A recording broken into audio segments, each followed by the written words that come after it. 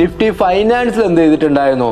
ഒരു പ്രോപ്പർ ബ്രേക്ക്ഔട്ടോട് കൂടി നല്ലൊരു മൊമെന്റം നമുക്ക് ക്യാച്ച് ചെയ്യാൻ കഴിഞ്ഞിട്ടുണ്ട്. ഈ ഒരു പോയിന്റിൽ എന്താണ് ഒരു പ്രോപ്പർ ആയിട്ട് ഒരു ട്രെൻഡ് ലൈൻ ഉണ്ടായിരുന്നു. ഈ ഒരു റേഞ്ചിൽ വന്ന് ഒരു സപ്പോർട്ട് എടുത്ത് മാർക്കറ്റ് തിരിച്ച് കയറുന്ന ഒരു സിനാരിയോ ആണ് ഇന്ന് നിഫ്റ്റിയിൽ ക്രിയേറ്റ് ചെയ്തത്.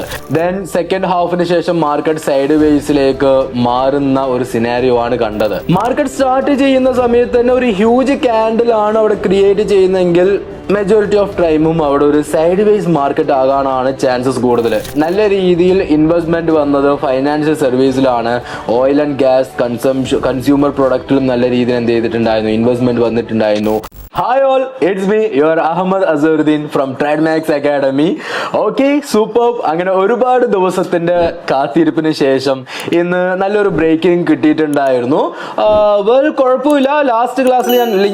ലാസ്റ്റ് സെക്ഷനിൽ ഞാൻ പറഞ്ഞിട്ടുണ്ടായിരുന്നു ഫൈനാൻസ് സെക്ടറിൽ ഒരുപാട് ഇൻവെസ്റ്റ്മെന്റ് കാര്യങ്ങളൊക്കെ വരുന്നുണ്ട്. അതുകൊണ്ട് തന്നെ ഫൈനാൻസ് സെക്ടേഴ്സിൽ നിങ്ങൾക്ക് ട്രേഡിംഗ് ഓപ്പർച്യൂണിറ്റീസ് നോക്കുകയാണെങ്കിൽ അത്യാവശ്യം നല്ല മൊമെന്റത്തിലുള്ള സ്റ്റോക്കുകൾ കിട്ടും എന്നുള്ള കാര്യം നിങ്ങൾക്ക് എന്ത് ചെയ്തിട്ടുണ്ട്, ലാസ്റ്റ് പ്രീ ആൻഡ് പോസ്റ്റ് മാർക്കറ്റിൽ ഞാൻ പറഞ്ഞിട്ടുണ്ടായിരുന്നു. അത് പ്രോപ്പറായിട്ട് നോട്ട് ചെയ്ത് നിങ്ങൾ ഇന്നത്തെ ദിവസം മാർക്കറ്റിൽ വന്നിരുന്നെങ്കിൽ അത്യാവശ്യം നല്ല രീതിയിലുള്ള ട്രേഡ്സ് നിങ്ങൾക്ക് കിട്ടിയിട്ടുണ്ടാവും. കുഴപ്പമില്ല. ഒരുപാട് സൈഡ് വേസിന് ശേഷം ഇന്ന് മിഡ് ക്യാപ് നിഫ്റ്റിയിൽ ഒന്നുമില്ലെങ്കിലും നിഫ്റ്റി ഫൈനാൻസിൽ എന്ത് ചെയ്തിട്ടുണ്ടായിരുന്നു, ഒരു പ്രോപ്പർ ബ്രേക്ക്ഔട്ടോട് കൂടി നല്ലൊരു മൊമെന്റം നമുക്ക് ക്യാച്ച് ചെയ്യാൻ കഴിഞ്ഞിട്ടുണ്ട്. നിഫ്റ്റിയിൽ ഫസ്റ്റ് ഹാഫിൽ നമുക്ക് നല്ലൊരു മൊമെന്റം കിട്ടിയിട്ടുണ്ടായിരുന്നു. എങ്ങനെയാണ് മൊമെന്റം വന്നത്, എവിടേക്കാണ് നമുക്ക് ട്രേഡിംഗ് ഓപ്പർച്യൂണിറ്റീസ് ഉണ്ടായിരുന്നുള്ള കാര്യങ്ങളെല്ലാം നമുക്ക് ഡിസ്കസ് ചെയ്യാം. Let's start our pre and post section. Okay, well good. First നമുക്ക് നിഫ്റ്റിയിൽ നിന്ന് തന്നെ സ്റ്റാർട്ട് ചെയ്യാം. നിഫ്റ്റി ഏകദേശം ഒരു ഗ്യാപ്പ് അപ്പ് ഓപ്പണിംഗിൽ നിന്ന് സ്റ്റാർട്ട് ചെയ്തിട്ടുണ്ടായിരുന്നു. അതിനുശേഷം എല്ലാവരും ചിന്തിച്ചുകൊണ്ടിരുന്നത് ഈ ഗ്യാപ്പ് ഫില്ല് ചെയ്ത് മാർക്കറ്റ് മുകളിലോട്ട് കയറും എന്ന് പറയുന്ന വ്യൂവിലാണ് എല്ലാവരും വെയിറ്റ് ചെയ്തുകൊണ്ടിരുന്നത്. ബട്ട് ഗ്യാപ്പ് ഫില്ലിങ്ങിലോട്ട് ഒന്നും പോയില്ല.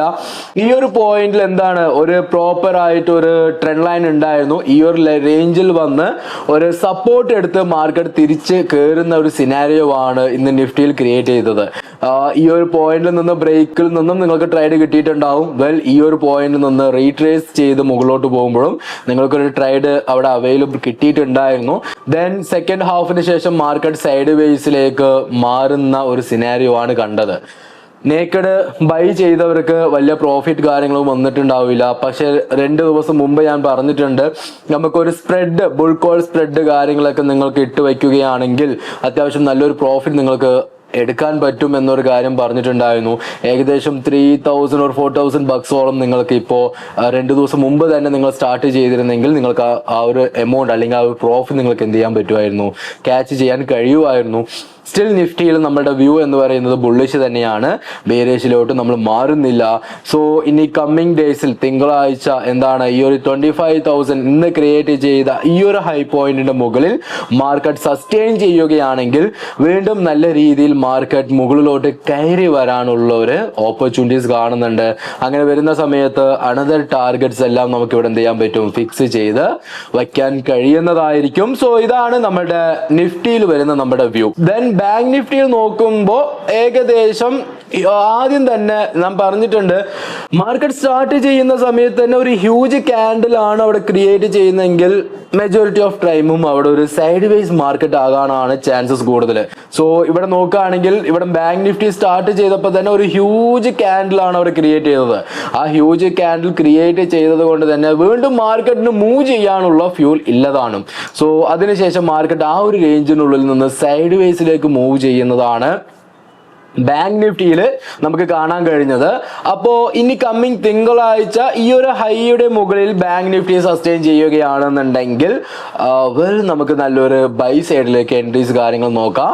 നല്ലൊരു ടാർഗറ്റ്സ് നമുക്ക് മുകളിൽ എന്ത് ചെയ്യുന്നുണ്ട്, വെയിറ്റ് ചെയ്തിരിക്കുന്നുണ്ട്. ഇവിടെ ഒരു കൺസോളിഡേഷനിലേക്ക് മാറുന്നുണ്ട്.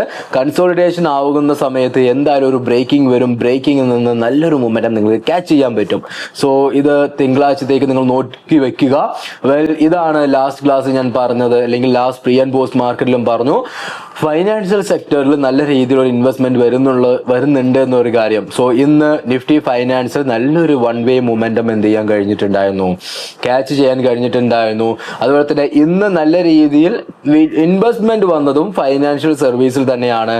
ആ ഫൈനാൻഷ്യൽ സർവീസിൽ അണ്ടറിൽ വരുന്ന സ്റ്റോക്കുകൾ നിങ്ങൾ പോയി ചെക്ക് ചെയ്യുകയാണെങ്കിൽ നിങ്ങൾക്കത് മനസ്സിലാവും. സോ കമന്റ് ബിലോ ഏതൊക്കെ സ്റ്റോക്കുകളാണ് ഇന്നത്തെ ദിവസം ഫൈനാൻസ് സെക്ടേഴ്സിൽ മൊമെന്റം വന്നിരുന്നത് എന്നുള്ളത് നിങ്ങൾ ഫൈൻഡ് ഔട്ട് ചെയ്യുകയാണെന്നുണ്ടെങ്കിൽ ഇന്ന് ഫൈനാൻസ് സെക്ടറിൽ വന്ന ഈ ഒരു നല്ലൊരു അപ് ട്രെൻഡ് നിങ്ങൾക്ക് മനസ്സിലാവുന്നതായിരിക്കും. ഓക്കെ, സോ കമന്റ് ബിലോ ഏതൊക്കെ സ്റ്റോക്ക് ആണെന്നുള്ളത്. ഓക്കെ, ഈ ഫൈനാൻഷ്യൽ സെക്ടറിൽ നമുക്ക് വരുന്ന വ്യൂ, ഈ ഒരു ഹൈ ഇന്നീ കമ്മിങ് ഡേയ്സിൽ ബ്രേക്ക് ചെയ്യുകയാണെങ്കിൽ ഒന്നും കൂടെ നല്ലൊരു ടാർഗറ്റ് നമുക്ക് മുകളിൽ എന്ത് ചെയ്യുന്നുണ്ട്, കാത്തിരിക്കുന്നുണ്ട്. മിഡ് ക്യാപ് നിഫ്റ്റി പ്യൂർലി ഇന്ന് സൈഡ് വേസ് ആയിരുന്നു. ഞാൻ പറഞ്ഞു മിഡ് ക്യാപ് നിഫ്റ്റിയിൽ വലിയ മൂവ്മെന്റോ ഇൻവെസ്റ്റ്മെന്റോ വരുന്നില്ല, അതുകൊണ്ട് തന്നെ മിഡ് ക്യാപ് നിഫ്റ്റിയിൽ ഒന്ന് മാറി നിൽക്കൂ എന്ന് ഞാൻ പറഞ്ഞിട്ടുണ്ട്.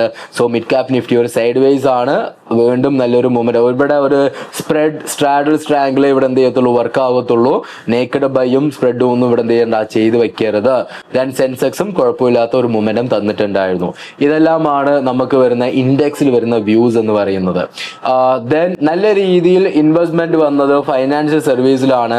ഓയിൽ ആൻഡ് ഗ്യാസ്, കൺസ്യൂമർ പ്രൊഡക്റ്റിലും നല്ല രീതിയിൽ എന്ത് ചെയ്തിട്ടുണ്ടായിരുന്നു, ഇൻവെസ്റ്റ്മെന്റ് വന്നിട്ടുണ്ടായിരുന്നു. IT-യിലും നല്ല ഇൻവെസ്റ്റ്മെന്റ് വന്നിട്ടുണ്ട്. ഏറ്റവും കൂടുതൽ ഇൻവെസ്റ്റ്മെന്റ് ഇന്ന് ഫൈനാൻഷ്യൽ സർവീസിലാണ്. ഏറ്റവും കൂടുതൽ വിഡ്രോവൽ വന്നത് കൺസ്യൂമർ സർവീസിലാണ്. ഇന്ന് ഏറ്റവും കൂടുതൽ വിഡ്രോവൽ വന്നത് കൺസ്യൂമർ സർവീസ്, ഫാസ്റ്റ് മൂവിങ്, അതുപോലെ തന്നെ ടെലികമ്മ്യൂണിക്കേഷനിലെല്ലാം നല്ല രീതിയിൽ വിഡ്രോവൽ വന്നിട്ടുണ്ടായിരുന്നു. അതിപ്പോ ഫൈനാൻഷ്യൽ സെക്ടറിൽ വന്ന ഇൻവെസ്റ്റ്മെന്റ് ആണ് ഇന്ന് ഫിൻനിഫ്റ്റിന് എന്ത് ചെയ്തത്, നല്ല രീതിയിൽ ബൂമിങ് ആക്കിയത്.